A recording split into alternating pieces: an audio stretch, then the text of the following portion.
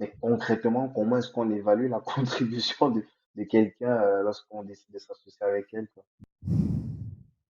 Je pense que la contribution, on l'évalue simplement au fait que si toi, tu t'en vas, c'est-à-dire si toi, tu ne fais pas partie de cette association-là, est-ce que le projet continue ou pas?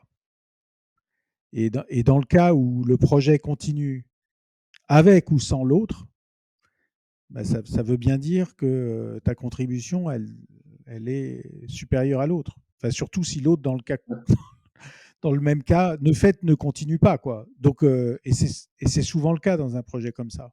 C'est, c'est un projet dans lequel, finalement, si toi tu t'arrêtes, il n'y a juste pas de projet, quoi.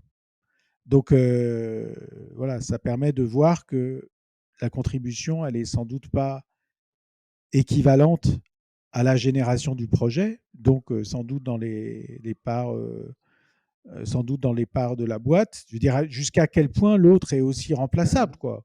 Tu vois, tu peux dire, je travaille avec quelqu'un, il a une compétence hyper pointue sur ce truc-là, mais c'est peut-être une compétence de salarié, quoi. Tu vois, c'est peut-être une compétence que tu peux acheter avec quelqu'un qui sera top, qui fera le boulot vraiment parfaitement et qui ne sera pas forcément un associé, d'autant que cette personne-là, elle a peut-être pas la mentalité pour entrer dans une logique entrepreneuriale qui est difficile et qui est autre Mhm. chose, quoi.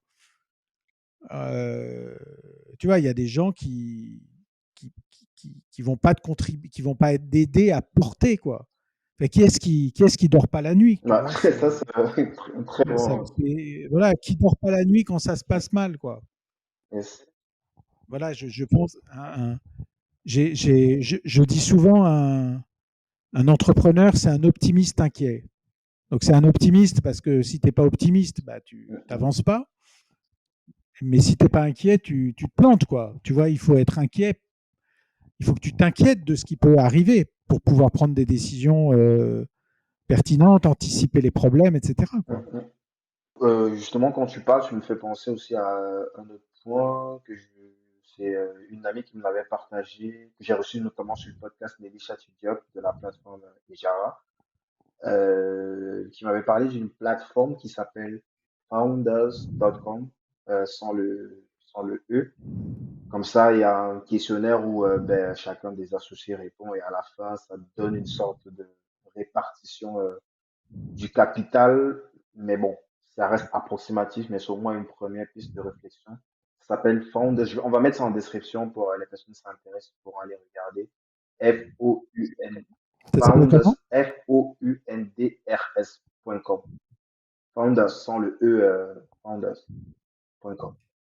Ouais, d'accord. Donc, il y a un questionnaire, comme ça, chacun remplit fondateur A, qui fait la technique, qui fait, je sais pas, partie Customer Success, plein de questionnaires et à la fin, ça donne automatiquement, généralement, ça propose pour quatre potentiels fondateurs, ça te donne une approximation, ça donne une esquisse en fait des répartitions de capital entre les différents associés. Et puis, je pense que c'est juste une aiguille, on n'est pas obligé de suivre ça à la lettre, ça peut donner une sorte de structure pour débattre en fait de réellement ce qu'on va écrire dans les documents de la boîte pour la répartition du capital. Très bonne idée. Parfait. Zo, donc après cette expérience-là, est-ce que je crois que c'est après cette expérience que tu lances justement de Vialet ou il y a une période d'attente un petit peu? Non, c'est après je suis rentré dans une boîte de conseil Ah, pour la racheter. Finalement, finalement il l'a vendu à quelqu'un qui lui proposait un prix plus important. t'es rentré Et avec donc moi, l'idée dès le départ de racheter ou c'est pendant que tu étais en train de bosser non, avec non, non, elle?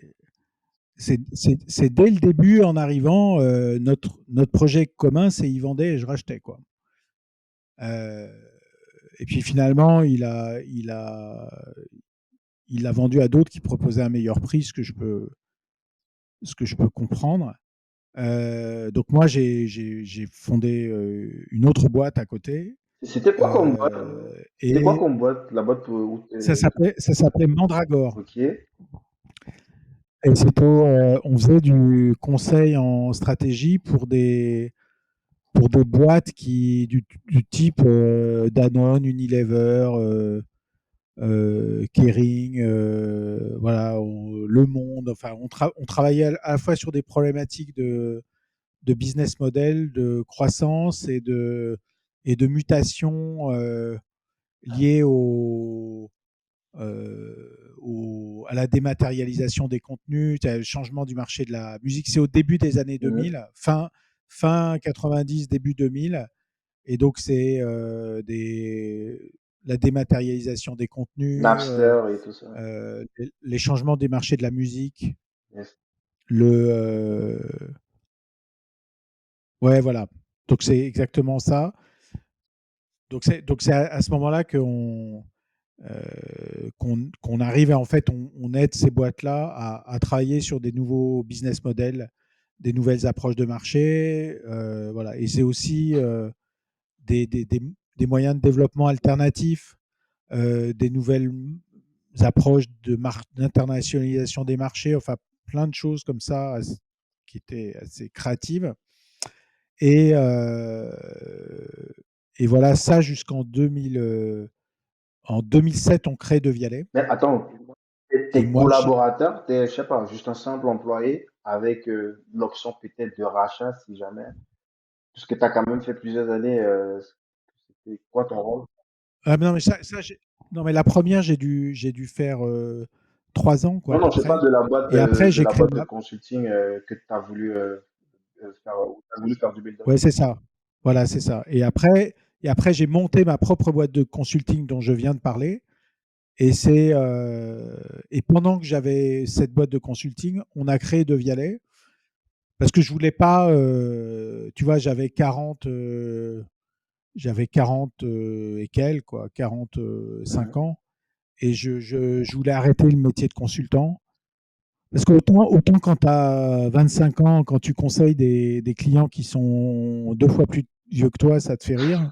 Enfin, je veux dire, autant quand c'est toi qui es le plus vieux dans la pièce, je veux dire, t'as pas envie, non, mais d'être celui qui donne des leçons. Voilà, t'as pas envie de ça, en fait. Et donc, on avait un rêve qui était de monter une boîte dans l'audio. Et donc, on s'est attaché à ça.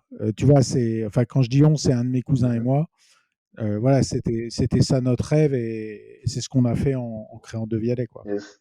Donc, vous créez De Vialet en parallèle, puisque, comme tu l'as dit, tu avais ta boîte de consulting qui était quand même encore en route. Et c'est quoi le postulat de base? Est-ce que lorsque tu te lances là, tu sais que vous allez aller travailler dans le son, vous allez créer justement cette prouesse technologique, ou alors il y a une partie un petit peu de benchmark pour voir, OK, dans l'univers ou dans l'écosystème du son, qu'est-ce qu'on peut disrupter, qu'est-ce qu'on peut faire. En fait, on est parti d'une technologie qui avait été inventée par 2 ingénieurs, euh, qui était une technologie hybride Mhm, d'amplification.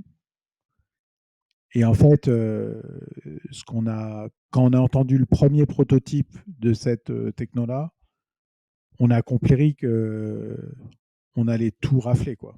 On a compris que c'était une technologie mhm. exceptionnelle. Et donc, il fallait donner à ce projet-là une ampleur unique aussi. Donc, il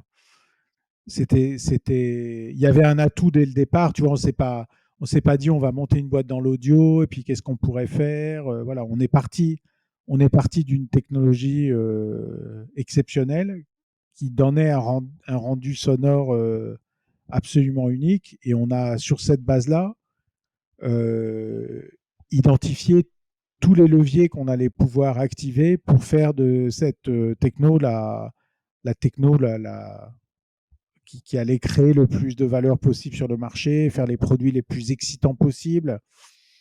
Tu vois, comment on crée une entreprise unique au monde à partir de ça, quoi. Vous partiez donc du postulat que cette technologie devait tout révolutionner, mais est-ce que toi, tu comprenais techniquement ce dont il était question, puisque ça reste quand même assez abstrait, enfin, de mon point de vue, ça reste quand même assez abstrait si tu n'ouvres pas réellement le capot pour voir c'est quoi cette révolution technique. qui pourrait changer tout, chambouler tout dans l'univers du son demain? Mais c'est une très bonne question. Et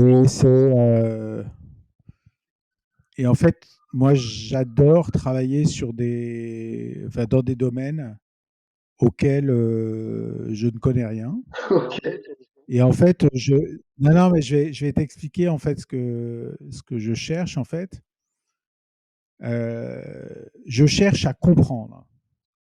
En fait, le problème, c'est pas tellement connaître, au sens de rentrer dans les détails du traitement de signal, de la façon dont ça fonctionne, d'avoir une connaissance intime tu vois, d'un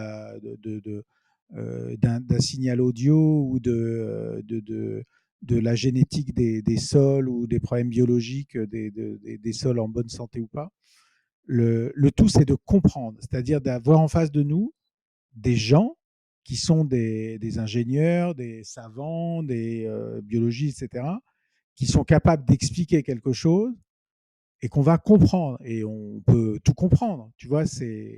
Et en fait, soit cette personne-là, elle est effectivement capable de te faire comprendre, et dans des cas-là, tu te dis, bon, ok, ça peut être intéressant, soit elle n'est pas capable de te comprendre, et dans ces cas-là, tu te dis, ok, bon, c'est bullshit et y a rien à en tirer. Une fois que tu as compris, tu te dis, OK, tu poses des questions, quoi. Tu dis, alors, OK, cette technologie, donc je comprends que c'est une technologie hybride d'amplification numérique analogique où on a un amplificateur analogique qui fournit le signal et des amplificateurs numériques qui fournissent le courant. OK. Donc, est-ce que ça veut dire que, par exemple, en matière de miniaturisation, je vais pouvoir bénéficier de tous les avantages des amplificateurs numériques que tu as dans un iPad, un ordinateur, etc., et des amplificateurs analogiques, c'est-à-dire les amplificateurs à tube, etc., qui ont des performances audio exceptionnelles. Voilà, est-ce que je suis capable de limiter la consommation électrique de la même façon que sur les amplificateurs numériques? Est-ce que ça va... Tu vois, c'est-à-dire, en fait, c'est les conséquences. Une fois que tu comprends euh, tu cherches à voir les conséquences en fait que ça peut avoir du point de vue des produits que tu vas pouvoir concevoir. Est-ce que ça veut dire que ces amplis, je peux les embarquer dans des circuits électroniques? Est-ce que ces circuits électroniques, je peux coupler 2 amplis, 3 amplis, 10 amplis au sein d'un chipset? Est-ce que les prix, les coûts auxquels je peux arriver, ça va être le top de la technique avec les coûts des produits les plus banalisés du marché. Enfin voilà. Et c'est ça ce qui m'importe moi, c'est de comprendre en fait, grosso modo comment ça marche ou dans le détail comment ça marche, même si je connais pas toutes les sciences qui se permettent de construire ça et d'en voir les conséquences du point de vue du point de vue stratégique, du point de vue de la conception du produit, du point de vue de la miniaturisation, du point de vue du coût des produits, du point de vue de la rapidité de développement, tu vois, voilà, de tout ça.